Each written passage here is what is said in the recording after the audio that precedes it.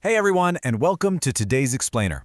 Okay, let's dive right into this because today we are unpacking the absolute brilliance of Chapter 3 from our source material. This chapter takes what might seem like super basic physical actions, just hitting and catching, and transforms them into a literal masterclass on focus, timing, and total body control. As you'll see, we're going to break down exactly how foundational motor skills are built step by step to really empower students with confidence and coordination. So, here's how we're breaking it down today. First up, the mechanics of striking. Second, the art of receiving. Third, building that crucial hand-eye coordination. And finally, mastering dynamic stick control. Let's get to it.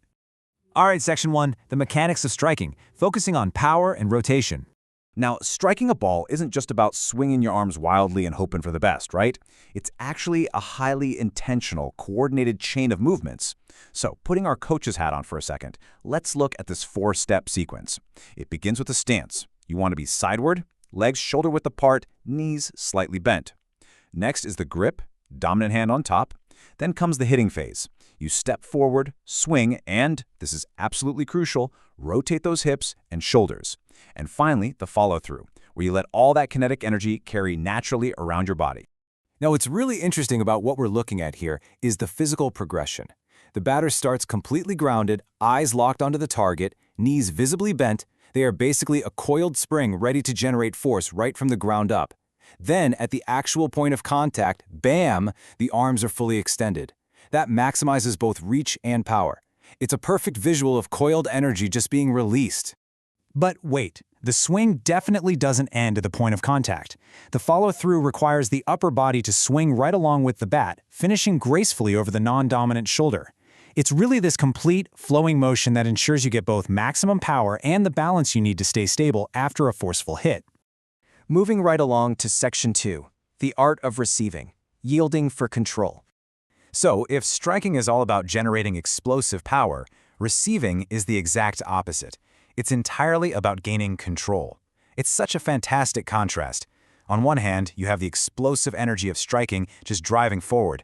On the other, the mechanics of receiving require keeping the body low and using what we call soft hands to yield to the impact. You're basically acting as a shock absorber rather than a hammer.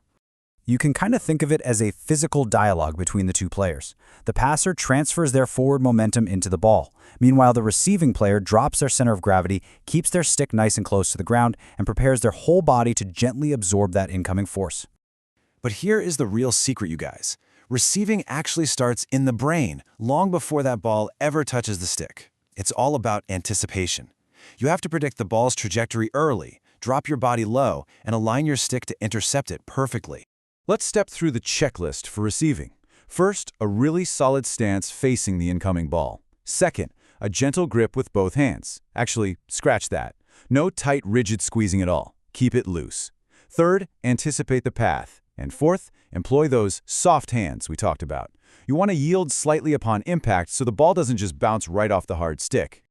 Okay, Section 3, building hand-eye coordination. Time to put the training wheels on. Look, before you can expect anyone to track a hard, fast-moving ball, you absolutely have to provide some training wheels. And that's where balloon games come in. There are some incredibly fun variations here. You can strike balloons with your fingertips, rally them back and forth, or even use your head or thigh. And honestly, if you've ever tried to keep 5 balloons in the air with a whole group of people, you know it is just joyful chaos. But these aren't just silly playtime activities. They're highly targeted drills designed to build timing, spatial awareness, and body control in a totally non-intimidating way. So why balloons? Well, by literally slowing down the physics of a falling object, balloons give the student's brain the exact amount of time it needs to develop focus, concentration, and anticipation. It builds that critical cognitive framework required before we ever apply the striking and receiving mechanics we just covered. And finally, Section 4, Mastering Dynamic Stick Control, putting it all into action. This is where we bring the whole shebang together. Students take those static mechanics, combine them with their newly honed hand-eye coordination, and apply it all to moving games. Take the softball control exercise, for example, where players push a ball through a random arrangement of cones. This specific drill brilliantly develops a sense for rapidly shifting strength, changing directions, and maintaining really precise wrist control. It's no longer just hitting in a straight line, it's true navigation. From there, we start layering in progressive challenges. In the playing pass game, students start gently, but they're instructed to gradually increase their speed and force. That requires some serious coordination.